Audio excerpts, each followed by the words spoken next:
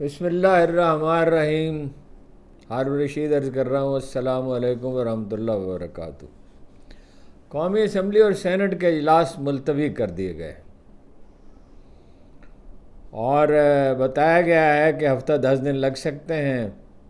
یہ دعویٰ بھی کیا ہے ایک سینیٹر عرفان صدیقی نے کہ نمبر تو پورے ہیں، مگر مولانا فضل الرحمان کو بھی اتفاق ہے ترمیم سے، مگر وہ بعض جزیات پر انہیں اختلاف ہے اور ترمیم ضرور منظور ہو جائے گی، مگر اس پر غور کرنے کے لیے انہیں وقت چاہیے۔ قانون دان اس کے برعکس بات کر رہے ہیں، بات نہیں کر رہے، مشتعل ہیں، اور اتنے مشتعل ہیں اور اتنے غصے میں ہیں اور اس قدر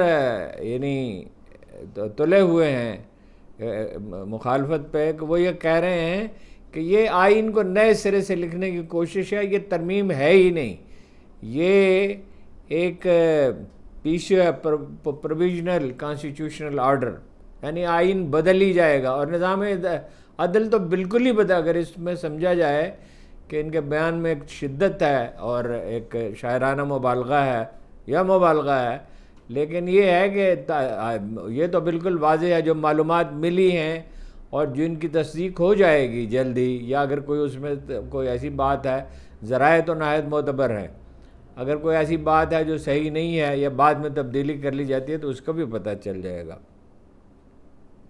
قانون دانوں میں سے تو بعد نے یہاں تک کہا کہ سپریم کورٹ کے ججوں کی حیثیت ان ترامیم کے بعد ایک مجسٹریٹ کسی رہ جائے گی، جج کی حیثیت۔ اور وہ یہ بھی کہتے ہیں کہ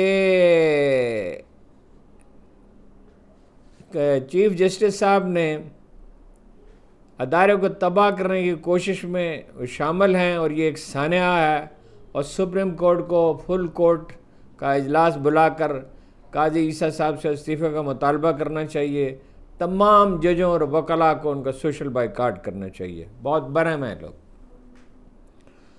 حامد خان ہیں جو اس وقت وکلاء کے شاید سب سے زیادہ مقبول لیڈر ہیں، سینیٹر بھی ہیں، آئینی ترمیم کہا ہے کہ آئینی ترمیم کے لیے ہماری لاش پر سے گزرنا ہوگا، کسی وفاقی آئینی عدالت کو نہیں مانتے، سپریم کورٹ اصل عدالت ہے، کوئی متوازی عدالتی نظام قبول نہیں کیا جائے گا، ہم سپریم کورٹ کے ساتھ کھڑے ہیں۔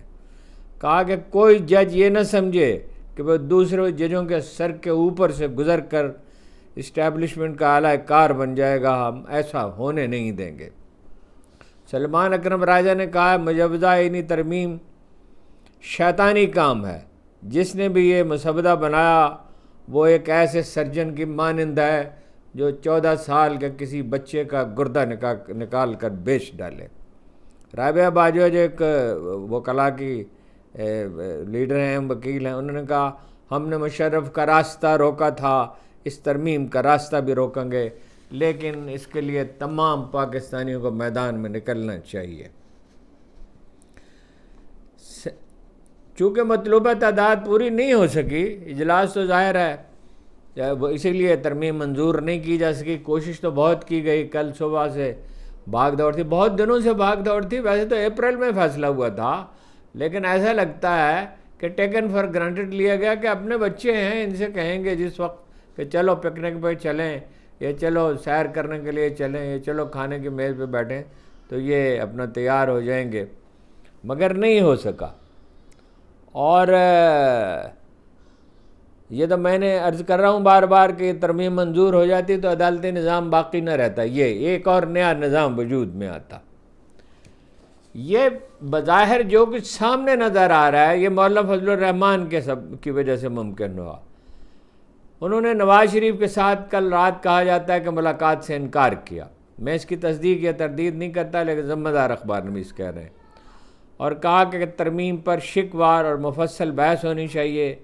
اب بھی زیادہ تر بظاہر انحصار انہی پر نظر آتا ہے، اور کہا جاتا ہے کہ ایک عرب ملک کے ذریعے انہیں قائل کرنے کی کوشش کی جا رہی ہے۔ میں تو نہیں لینا چاہتا اس ملک کا نام اس وقت، لیکن اس کا نام لے لیا جائے گا۔ پاکستانیوں کو، بالخصوص اوورسیز پاکستانیوں کو، کم از کم 10-20 لاکھ ای میل انہیں بھیجنی چاہیے کہ کسی ملک کے جو دوست ملک ہے، آپ کا خیر خواہ ہے، آپ ہمارے خیر خواہ ہیں، اس طرح کی مداخلت نہیں کرنی چاہیے آئینی معاملات میں. اور اگر کوئی دوسرا آپ کے معاملات میں اس طرح کی مداخلت کرے تو آپ کو کتنا ناگوار گزرے گا. یہ قانون دان کہتے ہیں کہ جی یہ ایسا معاملہ ہے کہ پاکستانی عوام کو لوہے کے پنجرے میں بند ہونے سے بچا لیا گیا ہے. ابھی تک تو بچا لیا گیا ہے، کل کا کہا نہیں جا سکتا، ورنہ پاکستان شمالی کوریا یا حسنی مبارک کا مصر بن گیا ہوتا. حامد خان صاحب نے، جن کا میں نے آپ کو بتایا، بیانات بتائے، اور جو بہت ہی مطلب یہ ہے کہ یکسو بھی ہیں اور غصے میں بھی ہیں، انہوں نے کہا کہ مجوزہ ترمیم کے خلاف 19 ستمبر سے آج 16 ستمبر ہے، ترسوں سے ملک گیر احتجاجی تحریک شروع کی جائے گی. قانون دان اگر بھرپور مزاحمت نہیں کریں گے تو معاملہ تو قصہ پاک ہو جائے گا.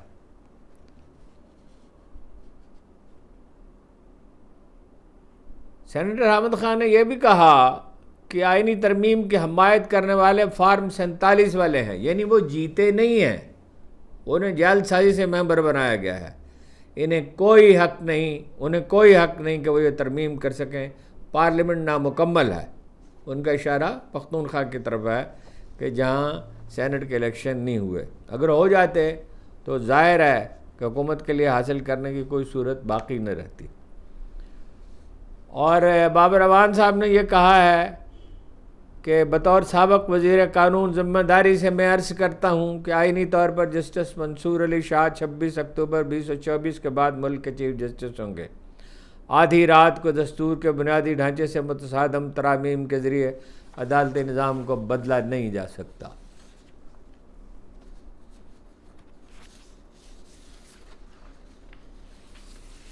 مولانا کی طرف سے ملاقات میں ناکامی کے بعد مولانا نے انہیں کہا کہ میں تو اسمبلی کے اجلاس میں جا رہا ہوں.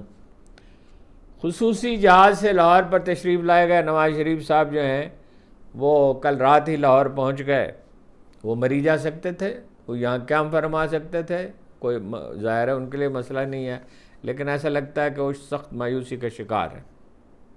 انہوں نے بات کی اپنا مولانا سے بھی، مطلب یہ ہے کہ براہ راست نہ صحیح تو بالواسطہ صحیح، اور ٹیلی فون پہ تو کی ہوگی، اور اپنا سردار اختر مینگل سے بھی کی. لیکن 2000 آدمیوں کو رہا کرنا تو ظاہر ہے جو لوگ ہیں لاپتہ ہیں اور ان میں کوئی قصوروار ہیں نہیں ہیں کچھ نہیں، اس کا تعین کرنا بہت سی چیزوں کا ظاہر آسان تو نہیں ہے.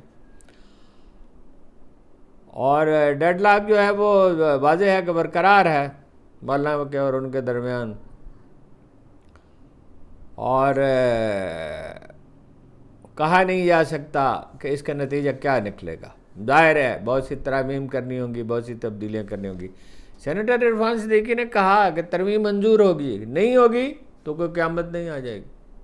ٹھیک ہے، وہ ہمارے ایک دوست تھے، وہ کبھی کبھی آتے تھے، پرانی بات ہے، 30-35 برس کی، وہ آتے تھے کہ کچھ پیسے چاہیے، اگر مل جائیں تو اچھا ہے، نہ ملیں تو بھی اچھا ہے.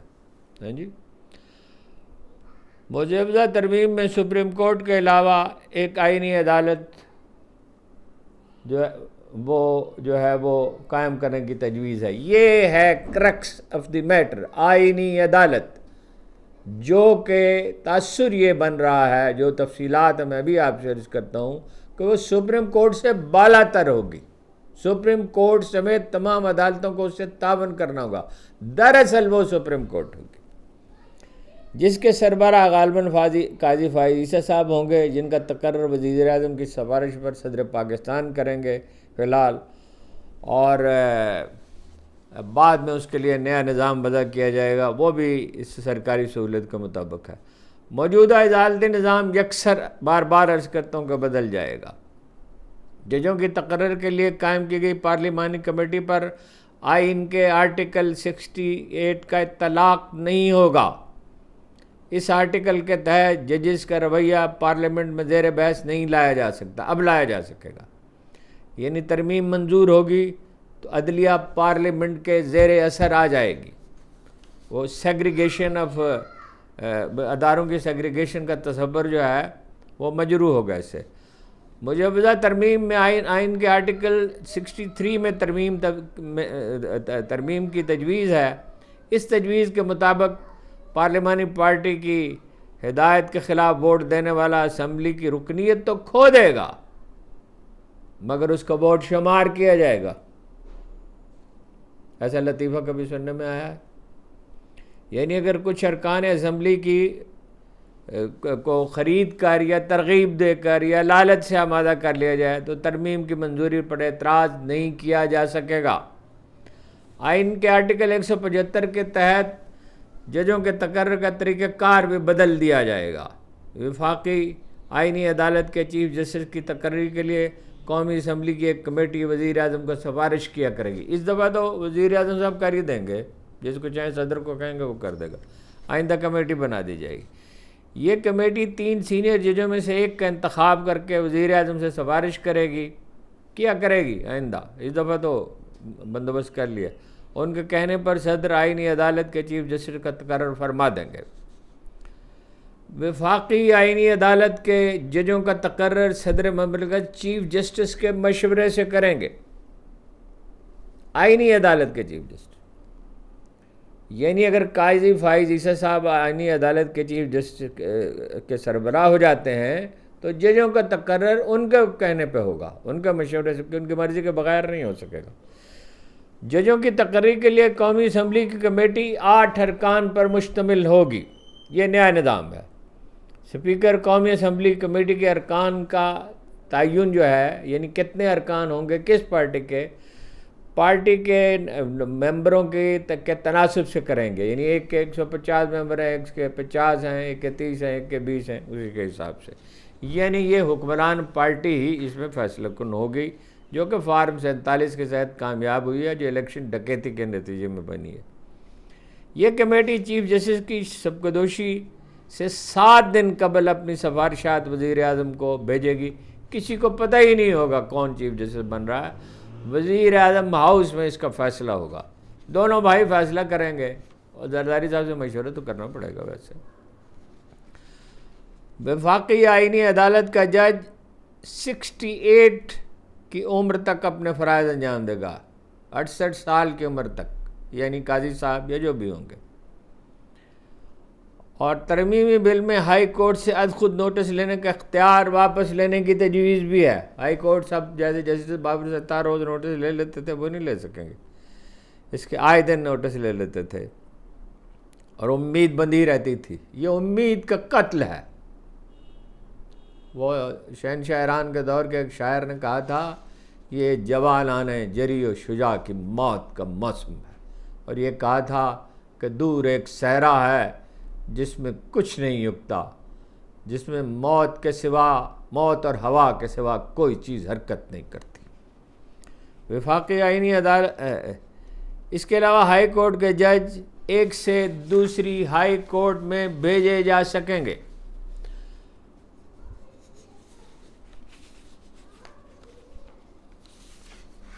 مسودے کے مطابق سروس چیف کی تقرری فوجی سربراہ کے تقرر اور توسیع کے حوالے سے آئین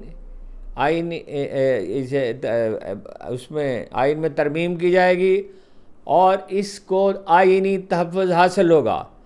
اس متعلقہ قانون میں ترمیم ممکن نہیں ہوگی جب تک کہ خود آئینی میں ترمیم نہ کر دی جائے. یہ تجویز بھی ہے کہ کسی بھی جج کا عہدہ خالی نہ ہونے کی صورت میں صدر پاکستان کسی بھی ریٹائرڈ جج کو آئینی عدالت کا جج تعینات کر سکتے ہیں. چیف الیکشن کمشنر اور الیکشن کے ممبروں سے متعلق بھی ترمیم ہوگی. آئین کے آرٹیکل 215 میں تبدیلی کے ذریعے چیف الیکشن کمشنر اور الیکشن کمیشن کے ارکان کام جاری رکھ سکیں گے. اس وقت تک جاری رکھ سکیں گے جب تک نئے چیف الیکشن کمشنر یا ممبر کا تقرر نہ ہو جائے. اس کے علاوہ جو خود چیف الیکشن کمشنر یا ممبر الیکشن کمشنر پہلے سے تعینات رہے ہوں، جو موجود ہیں اس وقت تعینات رہے ہوں، انہیں 3 سال کے لیے دوبارہ بھی تعین وہ کیا جا سکتا ہے، ان کا تقرر ہو سکتا ہے۔ اسلام آباد کے ججوں کی تقرری کا طریقہ کار تبدیل کرنے کی تجویز ہے۔ ان ججوں کی تقرری کے لیے قائم کمیشن اب چیف جسٹس اسلام آباد ہائی کورٹ کے ساتھ اسلام آباد بار کا نمائندہ اور ایک وفاقی وزیر بھی شامل ہوگا۔ پہلے کیا نظام تھا، اب کیا ہوگا؟ چیف جسٹس ہائی کورٹ کے اسلام آباد ہائی کورٹ بار کا نمائندہ اور ایک وفاقی وزیر۔ پہلے یہ تھا کہ چیف جسٹس اور سینئر جج فیصلہ کرتے تھے۔ وفاقی آئینی عدالت کے جج کی عمر 68 برس تک کام کرے، تو خیر میں آپ کو بتا ہی چکا۔ سپریم کورٹ کے جج 3 سال کے لیے اس کا تقرر ہوگا۔ یہ راستہ غالباً قاضی یوسف صاحب کے لیے نکالا گیا ہے۔ ترمیم کے تحت کسی بھی شہر کا کسی بھی شہری کا ملٹری ٹرائل ہو سکے گا، فوجی عدالت میں مقدمہ چل سکے کسی پر بھی۔ ظاہر ہے اس کا کوئی نظام میکانزم تو وضع کیا جائے گا، کسی پر یہ تو نہیں کہ راہ چلتے آدمی کو لے کے پکڑ کے لے جائیں گے۔ نئے آئینی نظام میں نئے آرمی چیف کی مدت 5 برس ہوگی۔ نئے آئینی نظام میں آرمی چیف کی مدت 5 برس ہوگی اور اس دن سے شمار ہوگی جس دن آئینی ترمیم منظور ہوگی۔ یہ واضح نہیں کہ وہ توسیع حاصل کر سکیں گے یا نہیں۔ اگر آئینی ترمیم منظور ہوگی تو پی ٹی آئی ہی نہیں، نون لیگ اور پیپلز پارٹی کو بھی فارغ سمجھیے، اس کے بعد ان کی کوئی حیثیت نہیں رہ جائے گی۔ معاملہ جو ہے وہ چلا جائے گا دوسروں کے ہاتھ میں، آپ سمجھ سکتے ہیں کس کے ہاتھ میں چلا جائے گا۔ اگر آئینی ترمیم منظور ہوئی تو پی ٹی آئی میں ایک نیا عدالتی نظام وجود میں آئے گا۔ یہ تو ساری تشریح سے کیا چیز واضح ہوئی؟ ایک نیا عدالتی نظام وجود پائے گا۔ اس کے بعد کیا ہوگا؟ انوار الحق کاکڑ، فیصل وابڈا اور محسن نقوی جیسے لوگ اس ملک پر حکومت کریں گے۔ آرمی چیف اور دیگر فوجی افسروں کا تقرر آرمی ایکٹ کے تحت ہوگا۔ دوبارہ تقرر اور برطرفی آرمی ایکٹ ہی کے تحت ہوگی، یعنی آرمی ایکٹ کی ایک آئینی حیثیت ہوگی۔ عملاً اب بھی ہے۔ ججوں کو فارغ کرنے کا طریقہ کار بھی تبدیل کر دیا جائے گا، امکان ہے کہ آسان بنا دیا جائے گا۔ چھاؤنیوں میں افواج کو ٹیکس، ٹول ٹیکس اور سروس چارجز لگانے کا اختیار ہوگا۔ یہ تو خیر کوئی ایسی خطرناک شک نہیں ہے، مطلب وہ یہ تو جو چیزیں ہیں ساری اس کی وضاحت کر رہے ہیں۔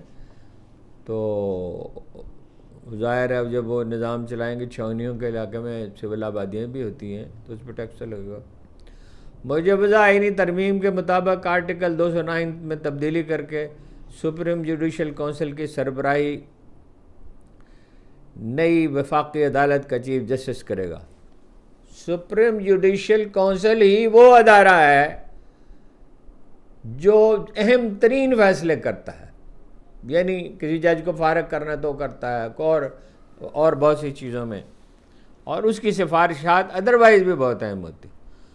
سپریم کورٹ کا چیف جسٹس اس کونسل کا ممبر ہوگا، یہ سپریم جوڈیشل کونسل کا، جبکہ وفاقی آئینی عدالت کے 2 سینئر جج اور ہائی کورٹس کے 2 سینئر چیف جسٹس اس کا حصہ ہوں گے۔ سپریم کورٹ کے چیف جسٹس جو ہے وہ مطلب ایک واحد آدمی ہوں گے، باقی دوسرے لوگ ہوں گے۔ نئی سپریم جوڈیشل کونسل اپنی رپورٹ یا کسی بھی ذریعے سے ملنے والی معلومات پر کسی بھی جج کے خلاف تحقیقات کر کے اسے برطرف کر سکے گی۔ سپریم کورٹ، ہائی کورٹ یا مجوزہ آئینی عدالت سمیت کسی بھی فورم پر، کسی بھی جگہ پر، کسی بھی عدالت میں، کسی بھی بنیاد پر کسی شک پہ یا ترمیم پر سوال نہیں اٹھایا جا سکے گا۔ پارلیمانی کمیٹی 5 سینئر ججوں کی بجائے 3 سینئر، 5 کہا جا رہا تھا نا، 3 سینئر ججوں میں سے چیف جسٹس کا انتخاب کرے گی۔ اس دفعہ تو خیر وہ خود ہی کر لیں گے۔ وفاقی حکومت آئینی عدالت میں جتنے بھی جج پسند کرے گا، وفاقی حکومت آئینی عدالت میں جتنے جج پسند کرے لگا سکے گی، جب تک کہ پارلیمنٹ تعداد کا تعین نہیں کرے۔ چاہیں تو 50 جج لگا دیں، میں یہ نہیں کہہ رہا 50 لگائیں گے، چاہے جتنے لگا دیں، وہ پارلیمنٹ میں تعین کیا جائے گا، ظاہر ہے اس کے لیے قانون سازی کی جائے گی۔ وفاقی آئینی عدالت وفاقی حکومت اور صوبوں کے تنازعات میں، پھر بنیادی حقوق کے معاملات میں اور عوامی مفاد سے متعلق امور پر حتمی فیصلہ دے سکے گی۔ آئینی ترمیم نافذ ہونے کے بعد سپریم کورٹ میں پڑے مقدمات وفاقی آئینی عدالت کو منتقل ہو جائیں گے، جو متعلقہ مقدمات ہیں۔ ایک ہائی کورٹ سے دوسرے ہائی کورٹ میں تبدیل ہونے والا جج، خواہ وہ سینئر ہو، جس عدالت میں جائے گا اس کے چیف جسٹس نہیں بن سکے گا۔ خفیہ ایجنسیوں کو آئینی اور قانونی تحفظ دینے کے لیے کسی بھی قانون کے تحت کام کرنے کی شک کا اضافہ کیا جائے گا۔ کسی بھی قانون کے تحت کام کر سکتے ہیں، جو قوانین موجود ہیں ملک میں۔ وفاقی آئینی عدالت سب عدالتوں سے بالاتر ہوگی، اور اس کے لیے تمام عدالتیں اور سرکاری ادارے اس عدالت کی مدد کے پابند ہوں گے۔ وفاقی آئینی عدالت سپریم کورٹ کے متعلق کے فیصلوں پر بھی نظر ثانی کر سکے گی۔ سپریم کورٹ سمیت تمام عدالتیں اس کے فیصلوں کی پابند ہوں گی۔ کسی بھی مقدمے کو ایک ہائی کورٹ سے دوسرے میں منتقل کیا جا سکے گا، مقدمے کو بھی، صرف ججوں کو نہیں۔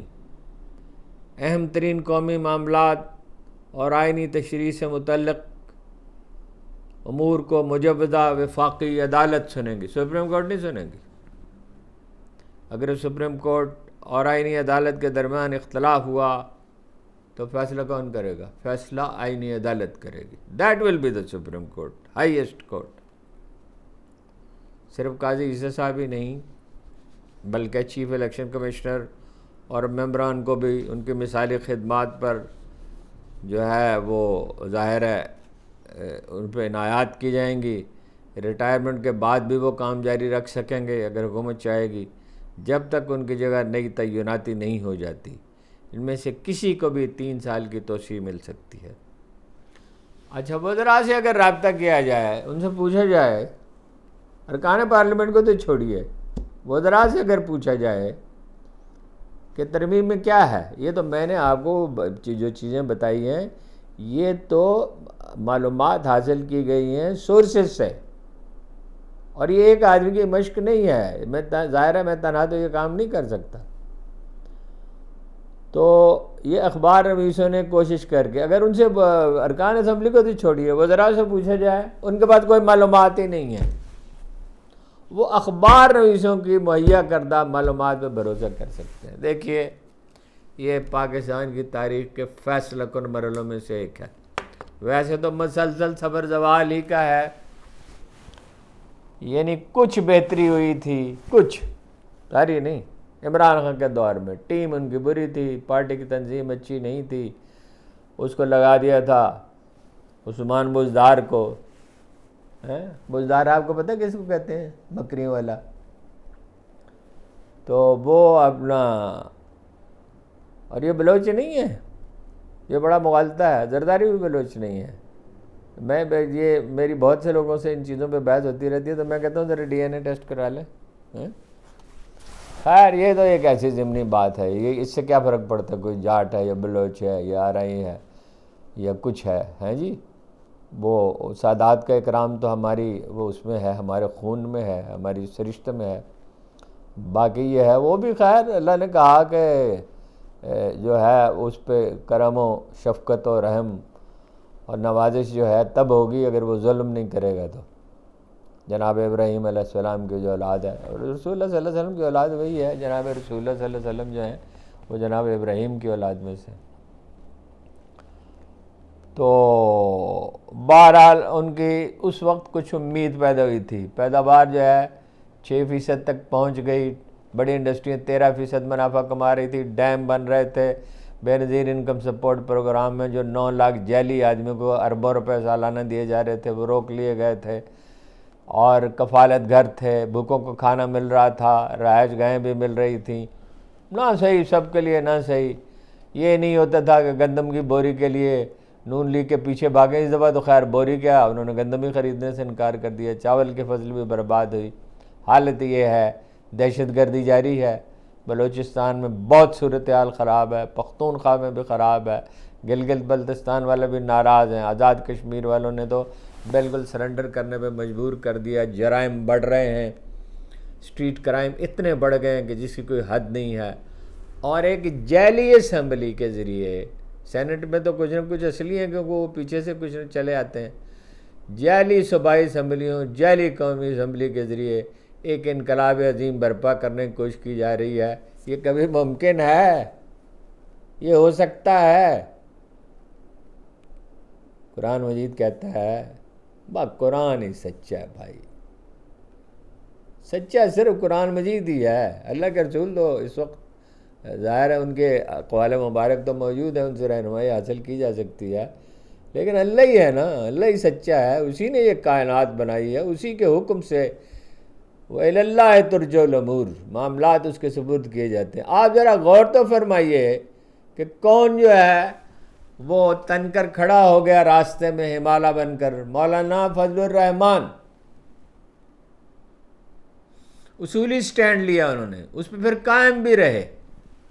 اگر وہ قائم رہے تو دیکھیے ایسا ہوتا ہے کہ ایک آدمی، حدیث مبارک کہتی ہے کہ ساری عمر نیکی کرتا ہے اور آخر میں جہنم میں چلا جاتا ہے، یعنی وہ بظاہر وہ سطحی ہوتا ہے نا، اس کا قلب تو اس میں شامل نہیں، اس کا دل اور اس کی نیت تو شامل ہے، اعمال کا دار و مدار تو نیت۔ اگر مولانا کھڑے رہے سے مراد یہ نہیں ہے حکومت کو پسپا کرنا ہے، کھڑے رہنے سے مراد یہ نہیں ہے لڑائی جھگڑا کرنا ہے، کھڑے رہنے سے مراد یہ نہیں اشتعال پھیلانا ہے۔ اگر وہ کہیں کہ آئینی ترمیم میں صرف وہ چیزیں قابل قبول ہیں جو قوم میں مفاد میں ہیں، جس سے عدالتی نظام بہتر ہو۔ حالت یہ ہے کہ آپ جائیں چھوٹی عدالتوں میں، خدا کی قسم پولیس سے بدتر رویہ ہے اہلکاروں کا۔